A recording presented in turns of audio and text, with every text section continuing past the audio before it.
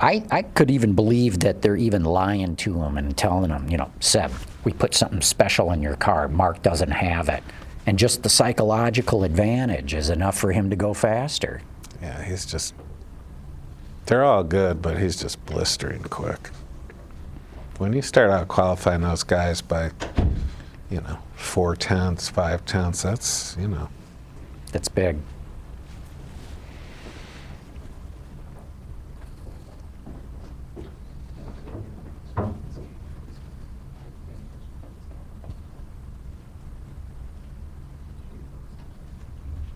I must say you looked out of place in that car when I saw you. It wasn't you, to say the least.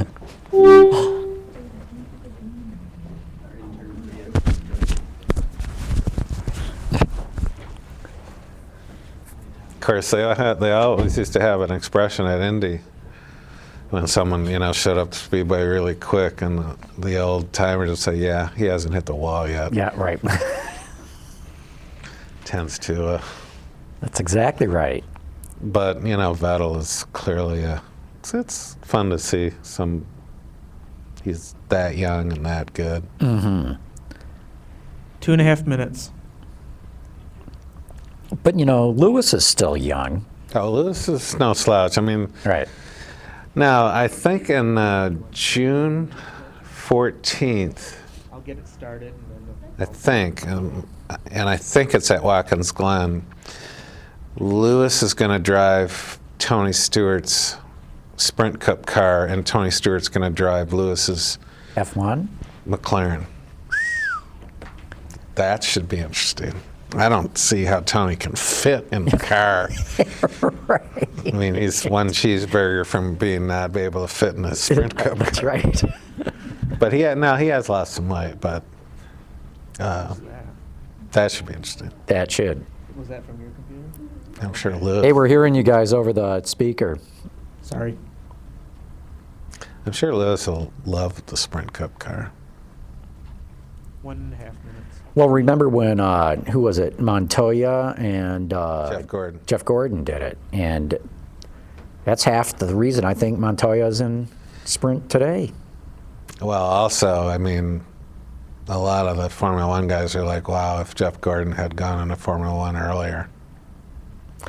Well, Jackie Stewart told me he was that close to signing Jeff Gordon to F1 when Jeff was still like 20, 21 years old.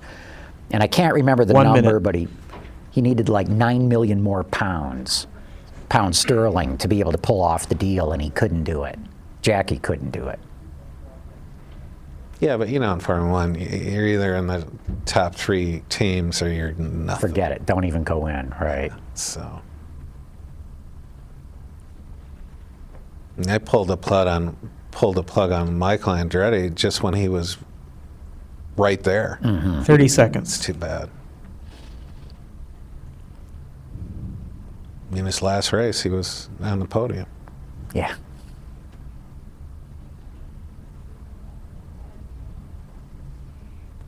$15, 10, 9, 8, 7, 6, 5, 4, 3, 2, 1. Autoline After Hours is brought to you by Bridgestone, passion for excellence. Chevrolet, the all-new Chevrolet Cruze. Get used to more. And by Hyundai. Experience the 2011 Hyundai Sonata today at HyundaiSonata.com. Well, thanks for joining us again here, folks, for Autoline After Hours. And joining me, as always, is the Autoextremist, Peter Lorenzo. Peter. John, how are you? I'm doing great. And as you know, we're in a different world. We're in a different world tonight. We got to describe it for those on the podcast, but we're going to have a fashion show here of sorts tonight because we've got Margery Krevsky, who's written a book called Sirens of Chrome.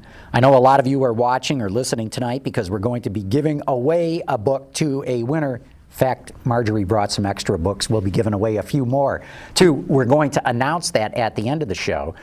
And She, of course, is someone who's been involved with product experts or models at auto shows, and we'll be taking a look at some 40 years of vintage outfits that models have worn at auto shows, and she'll be telling us all about that. So that'll be fun. We'll get into that in a little bit. But a lot of news, as always, this week, too. One thing I wanted to ask you about, Peter, was Bob Stempel passed away. You know, he's a guy that I knew from the very beginning of my career. When I first met Bob Stempel, he was chief engineer at Chevrolet and rose up on through the ranks to become CEO and chairman. And then he only lasted like 2 years, and they threw him out on his ear. Yeah. I always thought it was pretty bad the way they treated him. Yeah, I did too. And my first real media conference was Bob, I think he was the chief engineer of Chevrolet, and he got up there with no notes, nothing, and was just like mesmerizing. And this is a guy who's an engineer's engineer. I mean, he was involved in the 67 Tornado, engineering that whole front-wheel drive thing. Right. And I always liked Bob, and he was a genuine car guy. And I had the opportunity to get to know Bob's daughter, Barb, at Campbell Ewald. So I got to know a little bit more about him through her.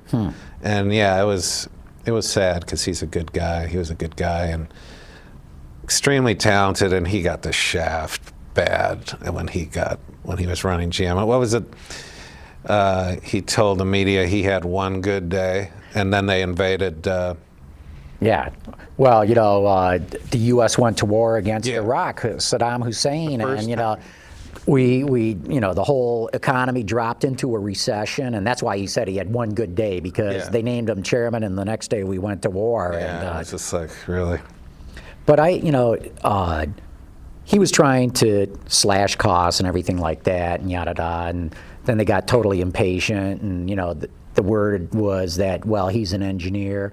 He was not a finance guy, didn't come out of the New York Treasurer's office, which, as you know, just about up until recently, every single chairman has come out of. Which I vehemently disagreed with. Yeah. And I thought it led GM down the wrong path for a long time. Right. Because it was always automatic. Well, the chairman has to be a finance guy, and the president can be an engineer, but the engineer will never be, you know, The chairman. CEO. Right. Yeah. And as you pointed out, what did you say to me? You never see finance guys trying to be, you know,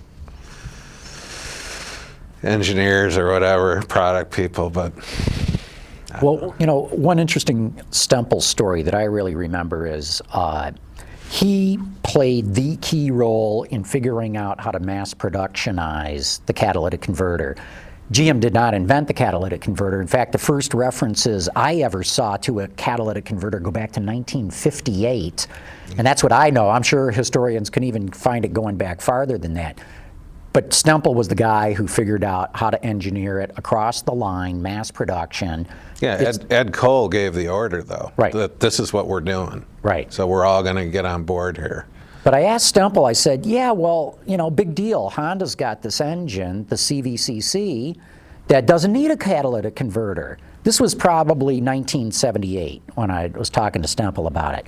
And he goes, John, it doesn't matter. It's a dead end. It's a technological dead end. And I go, what are you talking about? He says, Actually, it must have been earlier than that, because unleaded fuel came in 73, right? I think it was later than that. I think unleaded Catalytic converters came on in 73.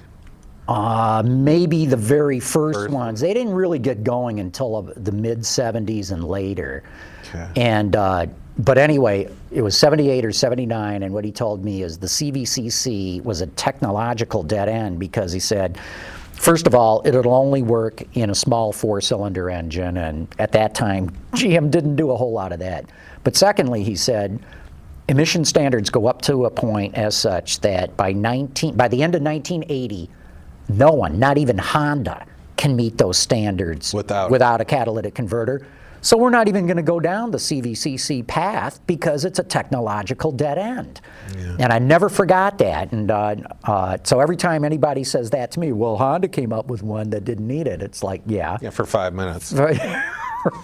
But the interesting thing about Bob is, you know, when he was summarily dismissed from GM, you know, he didn't lay around. He ended up at with Ovonic. and energy conversion devices, and Right. was quite you know, a lead player in the development and you know, battery development and all these things. So, you know, he was an engineer to the end. So. Yeah, he really was. And that's my one regret, that we didn't get him on this show, you know, because Chip and I had talked about it and just didn't get around to it in time. Yeah, that's too bad. It is. Hey, we got to talk about your column this week, too, in Autoextremist. You warned the auto industry, beware of China, beware of these. In fact, let me read what you've got here, because what you're talking about is how the Chinese are saying, if you want to sell electric cars in China, not only do you have to build them in China, you have to do it with a Chinese partner, and that partner is going to have dominance over one of the three key components in an electric car, either the battery, the motor, the electric motor, or the power electronics. And I want to read what you put in your column here. This is akin to putting a gun to the head of these manufacturers and saying, you're either going to hand over your intellectual property and other good stuff, and you're going to like it so that you can get a cut of the profits, or else you're not going to do business here. And then you go on to say, let's just call it what it is. Economic diplomacy by gunpoint. Well, yeah, now here's a case where they will not allow the Chevy Volt. GM wants to sell the Chevy Volt in China, obviously. They will not allow the Chevy Volt to get the full incentives because and you know, as we discussed, the Volt is one of the most impressive technical achievements in modern automotive history, and GM isn't just going to hand over, oh yeah, this is what we do, go ahead, copy it. So, you know, there's a lot of ramifications there. Obviously, the manufacturers are looking at the Chinese market and say, boy, there's so much money there. I mean, we're seeing all the numbers Audi's generating. I mean, it's China, and Volkswagen Group spending all that money, and they're saying, we're going to go big in China. But, you know, there's going to be a downside. And as long as if they start doing what they've been doing in other industries, they eventually crib all the technology and the intellectual property, and when they get to a point where they got it, they say, see ya.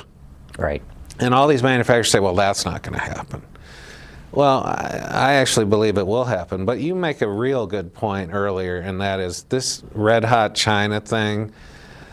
Can't stay red hot forever. Can't stay red hot forever, and they have a huge raft of issues and problems, societal issues that they have to deal with.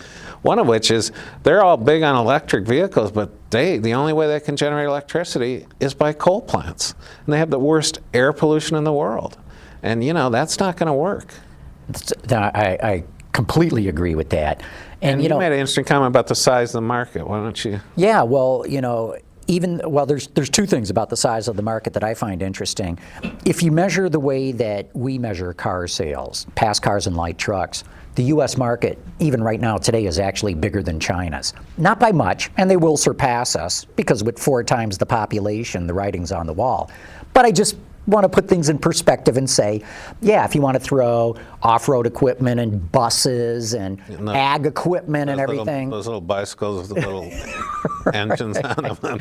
So yeah, if you want to throw all that stuff in, no question, China makes more vehicles. But if you count vehicles the way we count vehicles, then the U.S. still has a slight lead. But even more importantly, to me it was real interesting to go into GM's numbers, because they break them out by region. And if you look at what GM calls its international operations, this does not include Europe, does not include South America. It's pretty much just Asia and Australia. They sell 1 million more vehicles a year than what GM North America sold last year. 1 million more vehicles. And yet GM North America, which still isn't totally back on its feet yet, still made more than twice as much profit. And so I find that very interesting, because you don't see any of the European or Japanese companies, or even the Koreans, breaking out what their profit is in China. And that's because there isn't a whole lot to brag about there. That will change, yeah. But it's the U.S. market is still more than twice as profitable as the Chinese market. But, you know, what's going on in China right now reminds me of Toyota 3 years ago. Everyone said, oh my gosh, Toyota's invincible, it's the best, there's no stopping it. And boy, did that change. Yeah. And there's just something that gut feel that tells me we're going to see the same thing happen with China. And you said this week, and they're accusing the American car companies of dumping in China, which is laughable. Yeah, they came up with this cockamamie idea that vehicles with engines over 2.5 liters coming from the United States are being subsidized by the American government. And that's one they're going to have to explain to me. That's ludicrous. That's just crazy. But there's another side to what they're really doing. Well, right. They're fuming about our tariffs on their tires and steel. And so that's why I'm saying they ruled against American cars. They haven't done anything about it. So I'm reading that to say this is a warning. They're keeping their powder dry. They're going to wait until something really ticks them off, and then they're going to pull that card out of their pocket again. Yeah. Well, suffice to say, what the manufacturers are playing with fire, with the Chinese government and the way they go about things. So they best be careful. They should. And the message to GM: don't give any of that Volt stuff away. Right. Deal with if you don't get the incentives, you don't get the incentives. You want to sell the Volt over there, sell the Volt over there, but don't give your stuff away. I agree with you totally. Hey, this is probably a good time for us to go to our first break, and then we'll have Margery Krevsky come up right after that. And so we really want to give thanks to our sponsor, Bridgestone. Bridgestone is featuring its 3rd generation of run-flat tires with groundbreaking new technology. Current run-flat tires can offer peace of mind for consumers, but the added mass and the stiffer sidewalls can compromise ride comfort and fuel efficiency. The new 3rd generation Bridgestone run-flat tires reduce heat and improve performance and ride comfort. Whether you're a program manager in the industry or just looking for a set for your personal car, check it out at bridgestonetire.com. Coming and joining Peter and I here on Autoline After Hours. Well, thank you for having me. It's great. So you've got this book, Sirens of Chrome, and it's probably the best starting point for this whole conversation. Tell us a bit about the book, what it's all about, and why you did it. Well, I'll start with the last question, why I did it. I've been with the auto shows, automotive events, and automotive marketing for over 25 years. And in the back of my mind, I've been collecting lots of stories. When I would go to the auto show and I would talk to people, somebody said, you ought to write a book because there's so many stories out there. And so one day I went to the NAC, the National Automotive Historical Collection at the Skillman Library in Detroit. And they have such a wealth of photographs and pictures and memorabilia. So that was the beginning. I got a researcher, and she went to work finding pictures, and we must have gone through stacks and stacks of pictures. Also, there's never been a book written about the auto shows and the people who work it. Lots of books about cars and designers and the industry, but never one about this very unique marketing niche. And so it was a labor of love because I love this end of the business, and it took a while to conceive exactly how it was going to be done. So I took a historical approach because I learned that Sirens of Chrome, which really are the people who work the auto shows, it really began in 1900 with the very first documented auto show. And so that's why I wrote the book, to document this pretty great history. Cool. Very cool. It is really cool. What got you into the business in the first place? Well, I used to work at J.L. Hudson Company. And I was big old department store in downtown right, Detroit. Exactly. And I was Dayton Hudson, Dayton which Hudson. became Target. Became Marshall Field, Yeah. now is Macy's. But when I first moved to Detroit, I was manager of their fashion bureau. I was working with a lot of models, and one of them said, hey, I'm working the auto show. And so I went to the auto show in Detroit, which was a big phenomenon, and I went up to a model that I knew, and she was working for one of the luxury brands, and I went up to her. She was gorgeously dressed. She was on a turntable beside this fabulous concept car. And I looked at this car, and I love design. I said, tell me about this car. And she said to me, Margery, I'm not allowed to talk about the car. But when I got here, there was information in the glove compartment, and I have a break in 10 minutes, and we can gossip, and I'll tell you about the car. And so a little switch went off in my mind. What if these attractive people, men and women, who were standing beside the cars already, were really gearheads, were really smart about the cars, could talk to them? I thought maybe that would be interesting for people to come to the auto shows, because they've been reading things in magazines and newspapers, seeing things on TV, but what if they could really talk one-on-one with people who really knew about the car or the brand or the company they represented, and could talk to you about automotive history of this brand and what's underneath the hood? Because I realized cars can't talk.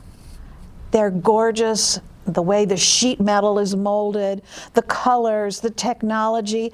They have so many things under their hood and such great components when they were created. What if somebody could really talk to you about that? So that's the business that I'm in. So you're the one that got all that changed? I would like to think I was part of it. If it hadn't been me, it would have been another part, because another someone. Because it happened about the 80s, the beginning of the 80s, which was a time when Ms. Magazine came out. Gloria Steinman was talking about women and new roles. So if it hadn't been myself, somebody else would have certainly come up with that idea. And that's where the term really started to change from model to Exactly. Product specialist. Exactly. But then it kind of veered the wrong direction, where everyone started wearing polo shirts and khakis, and then I had to raise my hand and said, You were right. Something's You were wrong right. here. You were right. It did. It went from one side to the other. Yeah, it went one extreme to the other. And then I went to the Paris Auto Show a few years ago, and it was unbelievable, because nothing but gorgeous models by the cars acting so bored, and they don't talk at all. But there is something about that Paris Auto Show. Well, that's a whole nother. That's a whole new. That's a whole nother planet. It is a whole nother planet. I mean, I distinctly remember this one gorgeous girl standing next to an Alfa Romeo 8C Competizione, and for 15 minutes, all she did was look at her split ends. And yet there were like 40 guys standing there looking. And you know, I have a cameras. picture in Sirens of Chrome that I took at the Paris Auto Show of two fabulous looking ladies in an Alfa Romeo, looking very French, very gorgeous, very Carla Bruni. Yeah, and they don't very talk though. They don't No, usually. no. But But you're in right. America, they do, which Yeah. makes our auto shows very, very unique. And you have to think, in Paris and in France, they have one auto show every 2 years. In the United States, we have about 93 auto shows. And a lot of people think it's just Detroit or New York or LA. It's all over the I mean, we know, it's all over. It's like baseball, apple pie, and auto shows. It's very Americana. I'm glad you agree that when they went to the polo shirts and khakis, Oh, that yeah. was the wrong turn. The only place I really think polo shirts and khakis are really appropriate for product specialists when you have a very aggressive ride and drive on a terrain where Well, yeah, well, that's a whole other deal. Yeah. But at the auto show, people go for the show. Yeah. They go for the show of the cars and how fabulous they are and all the new concepts and all the new stuff, the lighting, the exhibits, and they go for the people, Yeah. the men and the women. Yeah. So it's a show. You know, you get your ticket, you get your hot dog, you get your Coke, and you bring your family and you walk around the show, you collect all the free stuff that they're giving out, and it's a phenomenon. Yeah. So how have you seen it evolve? You know, you saw That's a good pure question. models to product specialists to the khaki and polo shirt thing, and Yeah, they went how do the you other see it way. evolving now? And I think in 2008 it started to reinvent itself. I divided into like 3 different areas. First of all, awakening of the wheels from 1900 to 1945, when the war was happening, World War II, and the factories shut down. Then 1945 to 1985, I call that the apex of excess, with cars going into over chrome and fins and just over designed, but it was fabulous. And then 1985 until present present day revving the world, because then everything went global. And so that's how I saw it. Then 2008 on will be another era. So I'm very interested in what the two of you are having to say about China and all the dynamics. So we'll have to come up with another slogan for that next era. For that next era. Darn, I had hoped that you already had it named. I didn't yet, but I'm working on it. Tell us about your business and getting these product specialists or models. And Sure. you said 93 shows in the United States. I had no idea there. Most people don't. Even people that are very steeped within automotive, they pepper the whole United States. You have shows like in Indianapolis, Milwaukee, Yeah, name it. Phoenix, San Antonio, Harrisburg, Pennsylvania, all over the place. But my company, Productions Plus, the Talent Shop, originated in 1981 from that idea that I told you when I went to the auto show the very first time. And it took a couple years for me to sell that idea to the marketing people that, hey, attractive people, and I feel anybody can be attractive, if they talk, you will get more return on investment from your exhibit. Well, most people did not believe that the first time round. But then it happened. So what my company does is we supply people to the automotive business. That's our core competency. And of course, that's the auto show, auto events, ride and drives, managers, anything the automotive company needs. And it's done by people. That's what we do. So this has got to be constant. I mean, you don't have any lulls. It would No, sound. there was a time where you did the auto show beginning in September, Yeah. and the New York show was the end. Not anymore. Not anymore. Now there are all these terrific sponsorships in the summer, and then that's when the weather is great all around the country. People want to get into their automotive clubs. They want to go roading. It's all year long. And then usually August is a very busy time, talking about revving up, retraining people, because a lot of stuff happens. You know, every day, new technology, new stuff happens. So everyone goes back to school for about a week, and then you get in the new cars that will be at the auto show, because being in that vehicle and driving it's an important component of training. So every product specialist can say, well, I drove this. Then a consumer says, but I have this, which is part of the competition.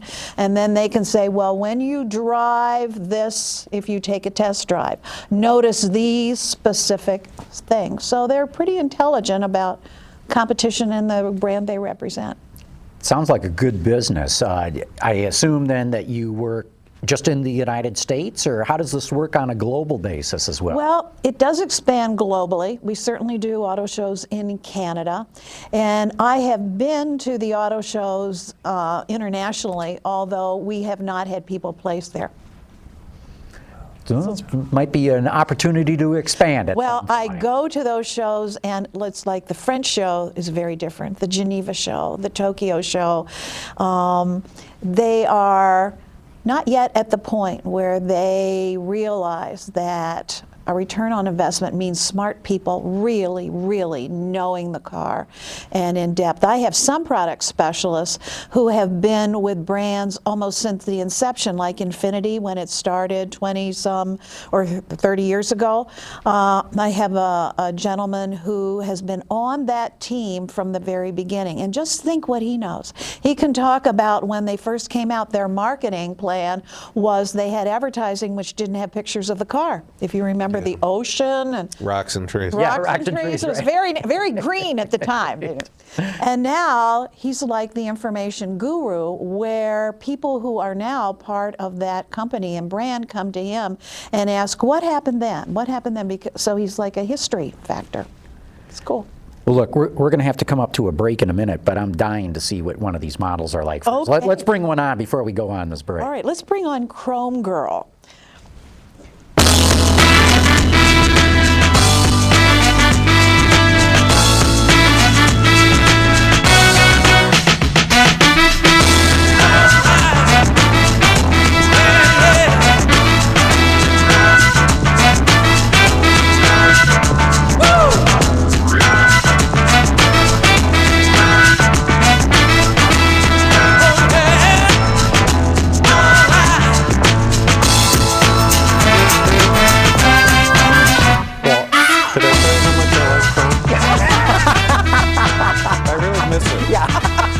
Really? Chrome is cool. Chrome is in. Chrome is good. Come on back on, yeah. Come on. Tell us about this outfit and why did you pick this one to come out right. first? This is an outfit we created for absolute visual appeal. And when you see it, you It's stunning. get, It's great. stunning. You get, this is Chrome.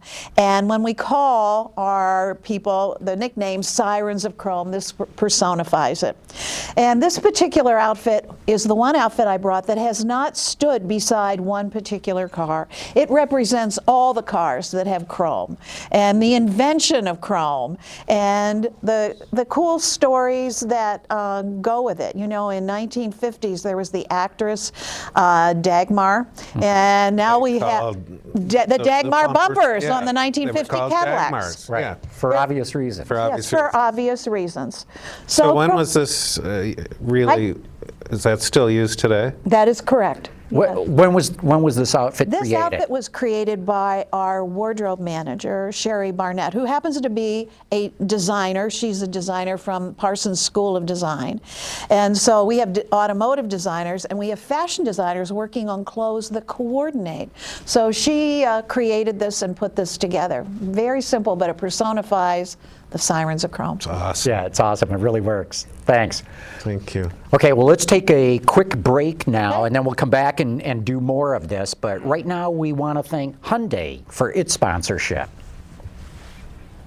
The 6th generation of the Hyundai Sonata is taking the industry by storm, and no wonder. It offers a fluidic design theme that gives it a strikingly modern, coupe-like exterior design, and yet the interior provides the roominess of a full-size car as measured by the EPA. The Sonata also provides an eco-friendly interior with soy-based foam for the seats. Put it all together with Hyundai's strong reliability and value proposition, and you've got yourself a really compelling package. Check it all out at HyundaiSonata.com. Okay, Margie, we're going to continue our own little fashion show here, right. so let's bring the next one up. All right, the next one's from 1960s, and what you're seeing are real vintage fashions, and all of the fashions now have appeared at the auto show, and this one was coordinated with Ford's Flatliner. And you see the color of this very rich, intense green. This was the same color as the Ford Flatliner from the 1960s. In the 1960s, the design of the Ford vehicle was really extreme. But so was this outfit. Palazzo pants, evening pants, to wear pants in the 1960s for a cocktail party. And in chiffon with this really beautiful rhinestone belt. Was very glamorous, very romantic, and it attracted a great deal of attention. I think we ought to bring this back. Do you think? And look how the styling, if you look at classic cars and the styling of cars, and you equate it to the clothes that stood beside it, because these inspirations really came from the designing of the vehicles. And it could be classic today. You know what I like about it is the sound of you just walking by. You're revving up the engine, right? Well, I mean, it's this rustling that you rarely hear in clothing anymore. And it is nice. It's a nice component of it. Thank you, Carolyn. Yeah, thanks very much. Thank you. So it's interesting, you want to design the outfit to go with the car. Oh, absolutely. So you get a team of designers together and they begin to talk about the elements of the car and they're interpreted in fashion. And all of the models that you're seeing are gearheads. All of them have worked the auto show or automotive events. So they're not just models that we decided we would bring on. These are people that you could meet at the auto shows and have a one-on-one conversation with about torque, 0 to 60 in how many seconds, or the new technology. The best of both worlds. It's pretty good. Indeed. Fashion and cars. Yeah. You can't beat it. No, you can't you beat really it. can't. You can't. Okay, let's bring the next one up. Okay. Now, this dress went with, of course, the 1960s. It's flower power. But the car that it stood beside is one of the most famous cars in automotive history. The Rolls-Royce John Lennon flower power car. And although that was never shown at an auto show, It certainly is an iconic car that represents an era, and Rolls-Royce is just the car with the spirit of ecstasy, hood ornament and everything. And so you can tell from the 1960s, and that car was, the artistic component was done by Peter Max, another famous artist from the 1960s. So you can see the flowers repeated here. Whenever I bring this dress out, everyone loves this because it reminds us of the 60s, that music. And when the car was here in Dearborn at the Henry Ford a couple years ago. Oh, I missed that. I didn't know that it was. Yeah, it was here a couple years ago. And I went to see it, and there were many people around it who all had stories about the music, John Lennon, and here's the dress that stood beside it. That's really cool because that's a very famous car. I mean, I've seen zillions of pictures of the car over the years. And almost everybody knows it. Even if you're not a car person, they know that John Lennon Rolls-Royce flower power car. Yeah. Thank you. Yeah. Daydream believer there.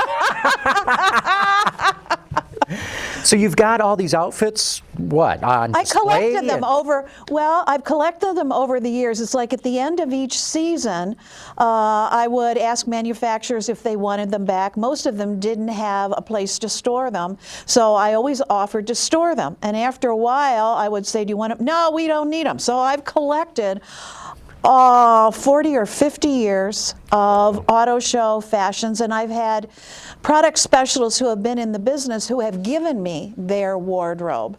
So it's going to be one of the most unique collections in the world. Absolutely. And I'm creating a documentary about Sirens of Chrome, and of course when we do the documentary we'll have a fashion show. Television documentary you're talking about. Yes, indeed. When will that be ready? That'll be ready in about a year and a half. And right now there is an exhibit that the National Automotive Historical Collection put together called Sirens of Chrome from all the pictures that we collected. And you have some of them right here. We do, in fact. We've got a really weird one that I'm got to ask you about because it's a woman wearing an outfit that looks like a skeleton. Yes, it looks freaky. This on safe brakes, and that is from 1939 Chicago Auto Show. And think about like 1939, the technology was not as savvy as we had now.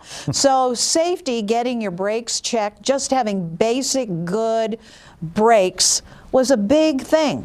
So from their auto show, instead of a glamour gown or an evening gown with a push-up bra and 2 sets of eyelashes, this lovely young woman got to wear a skeleton outfit, and it attracted a lot of attention. Like, why is that woman wearing a skeleton outfit? It looks hideous. And, yeah, it does.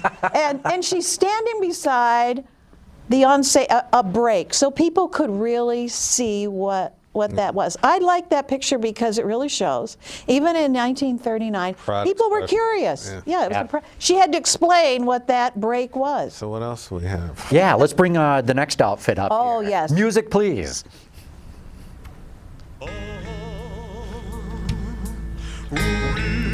Now this is very elegant. This is very, very elegant. Again, 1960s, and the music is very appropriate to the dress because in that era, Lincoln Mercury designed the Alvis Lincoln 5 and limousine, which is a very unique car. And this was the dress that stood beside it. And we had this dress at the Etzel and Eleanor Ford house. They had the Sirens of Chrome exhibit last year. And for Father's Day, I was there and I was docent at the exhibit. And one of the designers from Lincoln Mercury was there. And it was a woman. And she said to me, I remember that dress. I remember we talked about it. I remember there was a lot of discussion about this dress. Well, you can describe it a little bit for anybody who's just listening on a podcast so they can visualize it a bit. It is a very light toast color, a 2-piece evening ensemble. Almost a gold in some of the reflection here. Right, and under the lights it looks beautiful. It has a 3/4 length evening coat with mink cuffs, and the top of the dress is encrusted with all kinds of jewels and a rosette in the middle. So it's very classic. It could be worn today. You could wear this to what I always call the Detroit prom, which is the Detroit Auto Show black tie event. Right. And you would fit right in. It's as beautifully designed as a Lincoln. Well, given what Lincoln most Continental. women wear at Starbucks these days, I'd rather see that at Starbucks. Yes, it is beautiful, and I was so thrilled that woman who had worked for Lincoln Yeah, I remembered it. remembered it, and she almost gasped because she had remembered it. And she said, "I remember seeing that at the auto show, and here is the dress again." So that was really very interesting to me. Thank you. Yeah, thanks much. So are we going to bring the models back at the end and introduce who they are and I We should certainly do can that. We should do that. Let's make sure we do who that. they are and because they all work the auto show. yeah, how long they've been doing it, and Yeah, let's do that. I think our But you know, viewers- you were mentioning these pictures up there. The one in the middle is a very famous poster. Which dates from 1907. 1907, right? It says 1908 on there, but there were 2 posters done like this for the New York Auto Show in Madison Square Garden, and the original hangs at the National Automotive Historic Collection at the Skillman Library. It's right on the wall, and I knew it had to be included in the book because it's so historical, and it's really a beautiful piece of art. Also, the artist who did this, and I forget his first name, but his last name is Lyndon Decker, he also did paintings and posters and artwork for other things like toothpaste or soap. In those days, there were not automotive experts in photography or art. Since from that day on, we have people that certainly are experts. And another picture you've got here is a man, Cary Grant. Yeah, he's my ultimate Siren of Chrome. I'll tell you, he could wear that Siren of Chrome outfit anytime for me. That picture's very interesting in the Isetta. That was, of course, taken in Europe, BMW, and he had just finished making the movie with Grace Kelly and Alfred Hitchcock, To Catch a Thief, and he wanted to stay in Europe a little longer, so he got this gig with BMW, and he did some posing with the Isetta, and it kept him in Europe a while longer after the movie. And it is a pretty great picture. Every time I see an Isetta at a car show, like during the summer, I always think of it, and I usually ask the owner, do you remember the picture, or have you seen the picture of Cary Grant? And everyone remembers it. It's a very iconic picture. And so you've included this picture because? Because movie stars have become Sirens of Chrome. The first one was really Sonia Henney in the 1938 Ford Cord. And Sonia Henney was an athletic star. She was a Norwegian figure skating champion, and the world knew her, so she began that. And then through the years, James Cagney, Joan Blondell, Marlene Dietrich, have also been Sirens of Chrome. Not to mention the famous Loretta Young, Dinah Shore. Dinah Shore, the most famous marketing genius of all, was the person who created the Dinah Shore Chevy show. And at the end, she sang that See the fabulous, USA. yeah, see the USA in your Chevrolet. I can remember that as a child, hearing that, and we would all sing along, and all America caught this song. And Dinah Shore appeared at a lot of auto shows with her husband George Montgomery, and they were just mob. They were the ultimate Sirens of Chrome. And she knew a lot about automobiles. She could talk about automobiles. So do you see a lot of men coming into this part of the business, or is it? Oh yes, men and women, because we have people on our product specialist staff that are ex-designers, automotive designers, or salespeople, or who have been in the industry and just happen to know a lot about cars. And then conversely, we have people who come into it who are maybe college graduates of theater or communication degrees, and they come into it because it's a fascinating business. Mm-hmm. The one thing you have to have when you're a product specialist is you have to have great communication skills. You have to be able to talk to people in a very real way and give out information. And you have to listen to really bad lines from really nasty guys. Like, do you come with the car? How much is that option? Well, and people want to know. So you talk to the public, but most of them really come because they really want to know about the cars and they're information hungry. So what's next? Yeah, so what's next is we're going to the 1980s. And during that time, it was Cher, it was hot music, it was really the age of excess. And Bob Mackie was one of the top designers at that time. So he did a collection for Pontiac. So ladies, if you want to come in. Let's bring them on with the music. This is the Pontiac collection. Because, see, I remember that because I worked at Pontiac's ad agency up there. So you would remember it. Damn. Still looks good. It still looks good. And I like to call these the flame dresses. Yes. And they went with the Pontiac Firebird. And again, describe them for those who are only hearing Yes, this. these are, we have 3 different versions of flame dresses. 2 long, and they are silk dresses and all encrusted with bugle beads, which have been hand sewn. And at the top, 2 of them have a flame motif done in gold and silver, and one is a halter dress done in cross-hatching bugle beads with incredibly ornate designs. They are showpieces.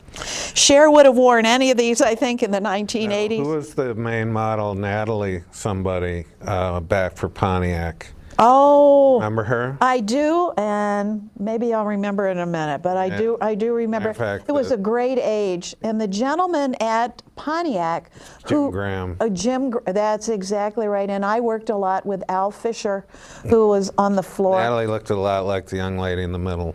Yes.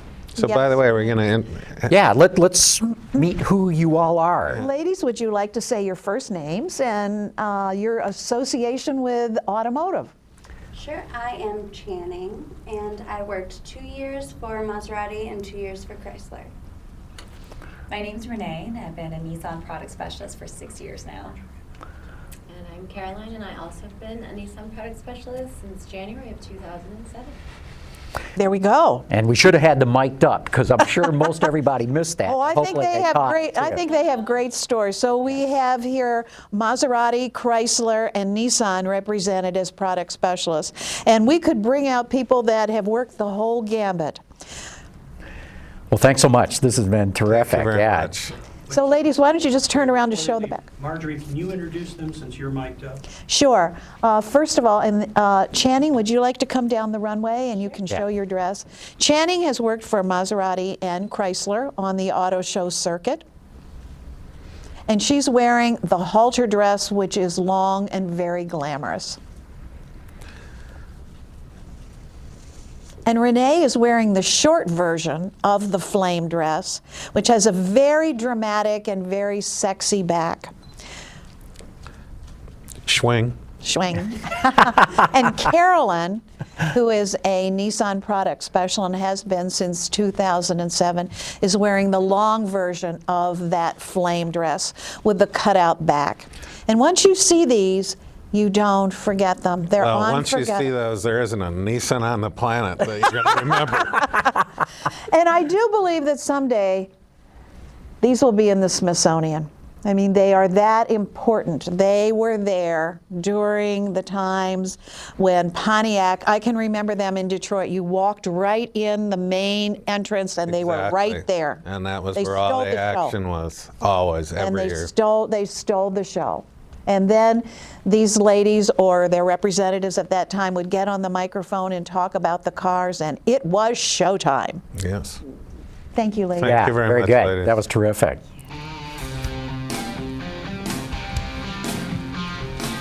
Well, John, we might as well end Autoline After Hours right now.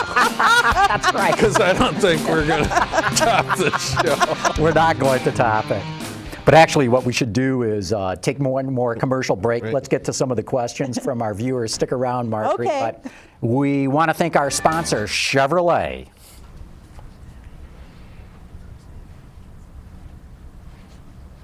Not only does the Chevrolet Cruze offer a ton of features, it features some of the best safety and maintenance in the business.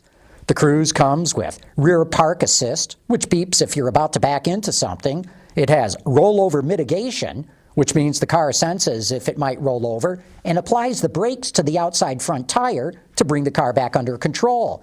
And it has OnStar Vehicle Diagnostics, which sends you emails about the latest status of your car. And you can learn a lot more about it at Chevrolet.com/cruise. Heat when they announce the winners, and talk about a photo op. Yeah. So, yeah, we've got quite a few questions here. Goggles Pisano wants to know. Okay, serious question now for Margery. Have you ever met Linda Vaughn? No, I have not. No, I have met her, and she's Have you? actually a terrific person. I have not met her. But I would look forward to She it. just had a heart procedure, but she's doing well. Okay. 007 Mitch W. says, for Peter, as a native-born GMer, did your father give you any insight into the effect of the ladies at the car shows? No, Short and sweet. he never did, no. Yeah. He also goes on to say, yikes, how stupid do these beautiful women make guys at the show? Well, They turn stupid. yeah, guys turn stupid. Well, So- they can have a nice conversation. A lot of them come in, they really want to know about it, and they're kind of impressed that these women know a lot about vehicles. We've got a number of phone calls here. Ben, let's bring in the first one. Hey, John, Rick from San Diego. On the China thing, I believe Kramer on CNBC calls that communist capitalism. And speaking of the China market, on the GM thing, I think some of the profits might be due to the fact that their biggest selling vehicle is, I think it's the Wuling Sunshine, which is a small rear-wheel drive minivan. Any comments? Thanks. Well, the Chinese government has suggested to the manufacturers that they do an all-Chinese brand, which GM has just done. Right.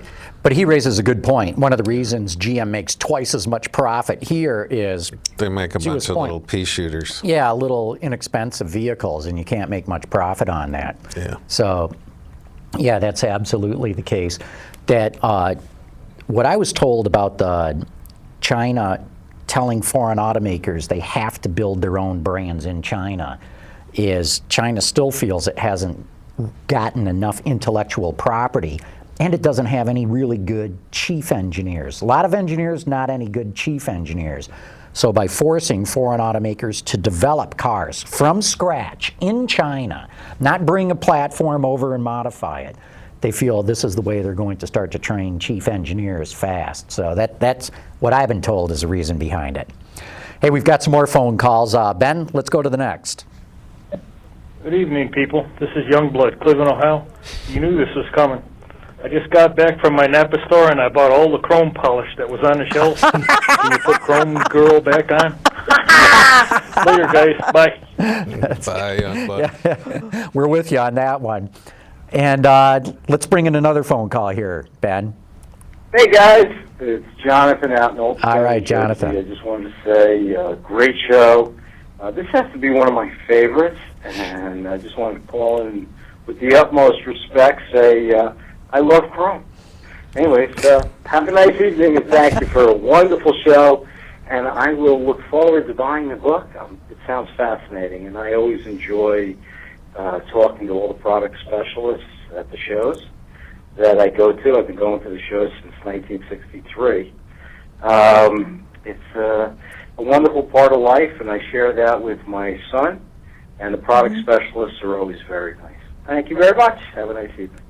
That's great. One of my That's most lovely. memorable car shows is when they introduced the Pacer in the Detroit Auto Show. Oh, wow. Oh yeah, wow, I was right. That was We all have our, favorite auto show moment. that wasn't a favorite. It was just It was A memorable one. memorable. What's your favorite auto show moment then? Oh, I think when Celine Dion came, there was such excitement It was that electric. evening. I It was wasn't a fan electric. of hers, but I was there that night, and it was electric. And I wasn't a big fan of hers either. I mean, certainly I respect her as an entertainer, but there was magic in the air. And I remember sitting and thinking, Detroit created magic tonight. Really, Yeah. that would be the headline. In fact, I've said all along, we haven't pushed the auto shows far enough. We should bring in more entertainment, and that kind of entertainment should actually be there on public days, too. Yes, it should. And remember when they did Circus du Soleil? It was just mesmerizing. Right. It was. And when the Buick Enclave, I remember when they brought that out, and they had dancers who were around it with lots of chiffon fabric. It was beautiful. It was beautiful.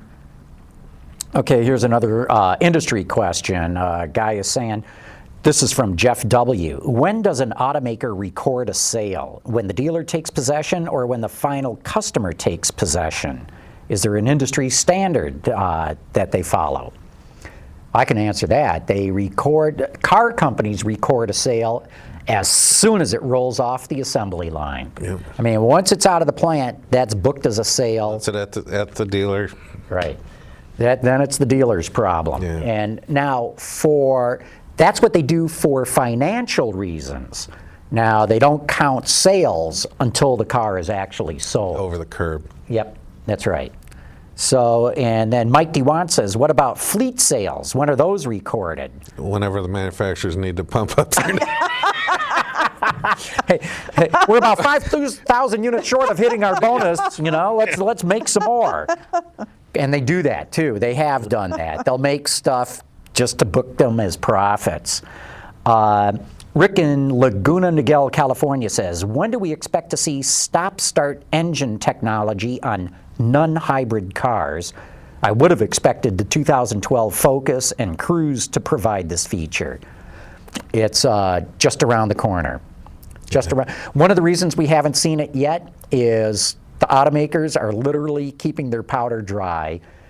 Fuel economy standards keep going up. So why throw all the stuff in the market right yet? They have to. Some of it they're going to hold back. They're not going to do it exactly right away. But I think before the decade is out, I want to say almost 100% of all vehicles will have that technology. So far, the most impressive stop-start technology I've driven is the Porsche Panamera, the V6.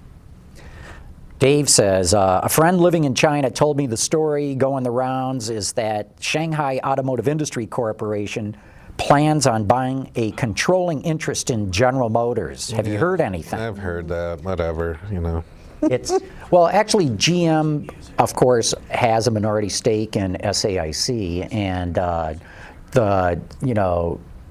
SAIC made no bones about it. They'd like to buy GM stock, and GM says it has no problem about that. And then somehow this hit the internet, and now they're buying General Motors. Not going to happen. No, it's not going to happen. Yeah, right. Let's see, what else do we have here? This is a little bit long. This is from Al Jajak from Lake Orion. He says, hi, Margery. Back in the late 90s, I was asked to be a part of GM's exhibit called Vision 2000 Theater. It was a great experience. I got to work with Mark Avery, a past Detroit radio and TV personality. Mark was our coach, taught us how to present ourselves in public. Mark's wife, Jackie, ran a modeling agency that supplied fashion shows on local Detroit TV.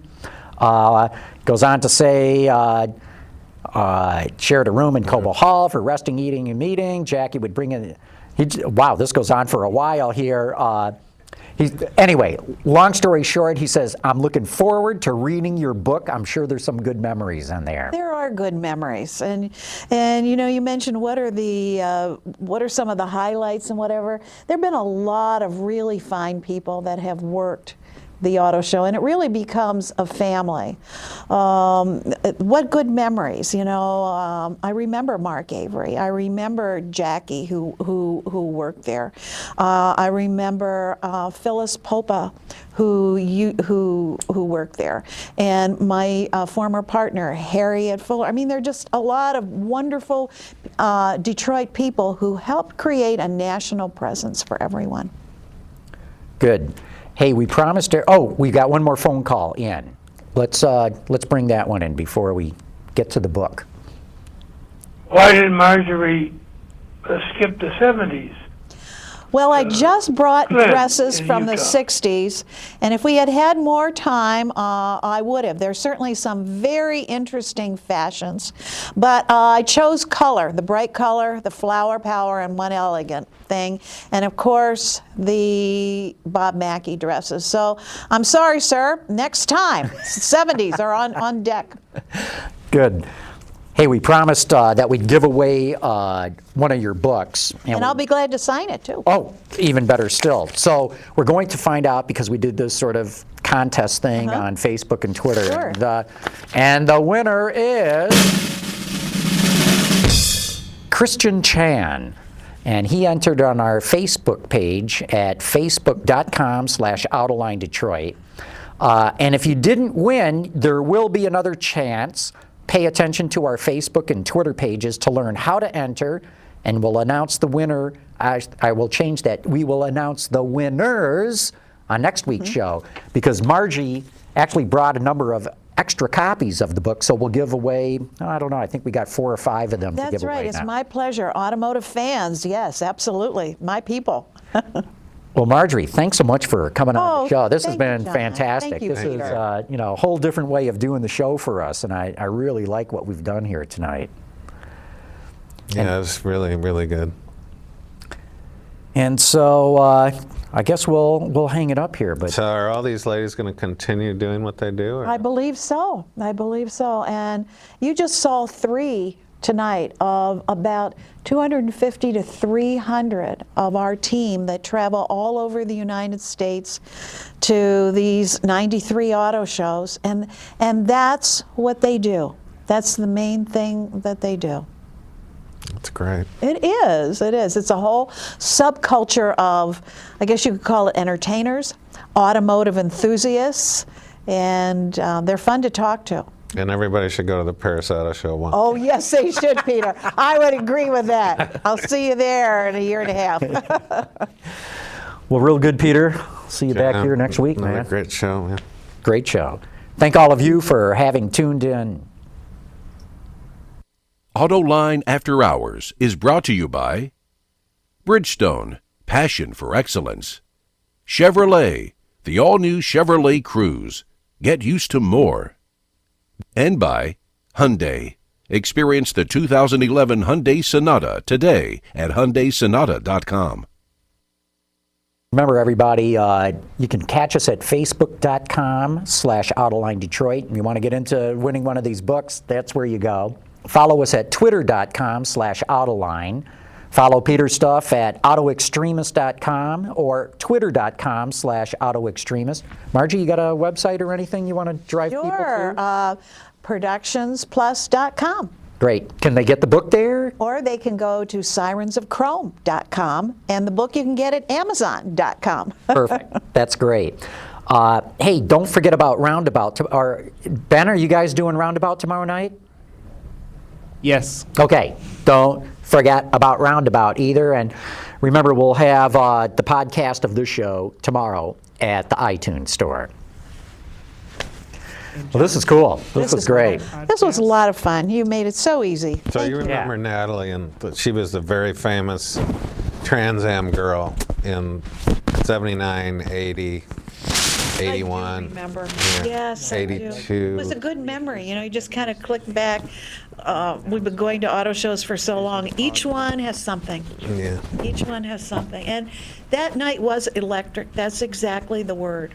It was just, the air sizzled. Oh, it was incredible, and everybody's holding up their cell phones. That's the modern age, right? It is. But there's been a couple of other performances at the auto show, and I was going, it's really cool to do it at the charity preview. Right. But if we push this whole concept of transforming the auto show into an entertainment venue with the models, with the entertainment, with the cars, with technology, people would come to Detroit in the dead of winter because it'd be a destination. Just to see that. Yeah, we got a lot of possibilities. But at least the auto show is back, a lot better than 2008. And have you seen what they're doing with Kobo? I don't know if you saw this fly-through that they've done, video fly-through. No, I have Oh not my God, seen it. I was knocked out. You know, I told my wife, I said, you know, I know they're going to make all these changes. They got to sell people on this concept, because I had seen some of the artist renditions and the like of what some of the I shouldn't say artist renditions. It was the architect floor plans. The digital art.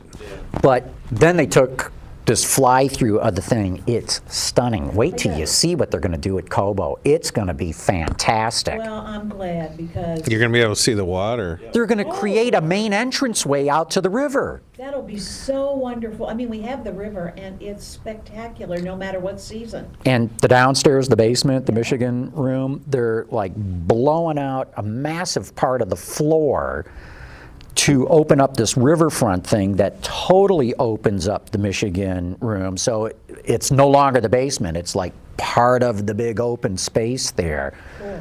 And then from a practical standpoint, they're doing other things too. More garage doors, loading docks is Right, what I'm which trying they to say. need, right. They need like 3 more docks, because they were able to do it this year. They were able to get the entire show constructed, not going through Christmas week on overtime. So that's a good sign. Yeah. They add a few more loading docks, and it's going to become much better for all the exhibitors as well. Much better, won't be as painful. Time out for a second. We need you to introduce Margery again. Oh. Because your mic was muted. Oh. For just the introduction. Oh, for the okay. podcast. So Margery, could you put your mic back on? Yes. So John Yeah. will just say, we'll introduce you and you can say that. Whatever Yeah. I said. Yeah. Ready, Ben? Yes. Okay, here we go. 3, 2, and 1. And joining us right now is Margery Krevsky, who, as we're going to learn in a moment, has all kinds of auto show models and has been working auto shows for years, and is the author of the book Sirens of Chrome. But first of all, Margery, got to thank you for coming on Autoline After Hours. Thank you. I am so pleased to be here, and with the two of you, it couldn't be better. Welcome. How's that? Beautiful, thank you. Thanks. All right.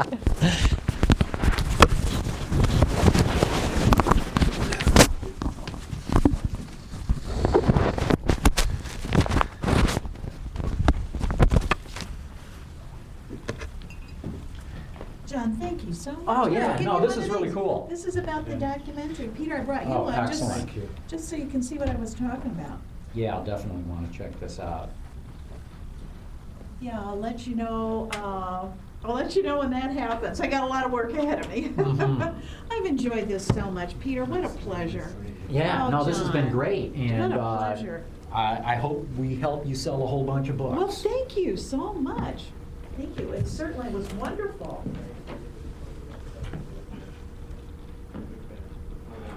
And Chip, thank you. You're welcome. It doesn't happen without a team. I have to take off your TV shoes. Yeah, these are my TV shoes. These only walk like 6 feet at a time. That's funny.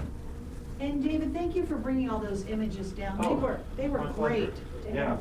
And you picked some really good ones. You know Mark Bowden down at the He's brand new in that position. He is. No, I knew, wasn't it Mark Patrick there before? Yes, Yeah. absolutely. What And a great he's guy. gone someplace else. He's landed at some other In big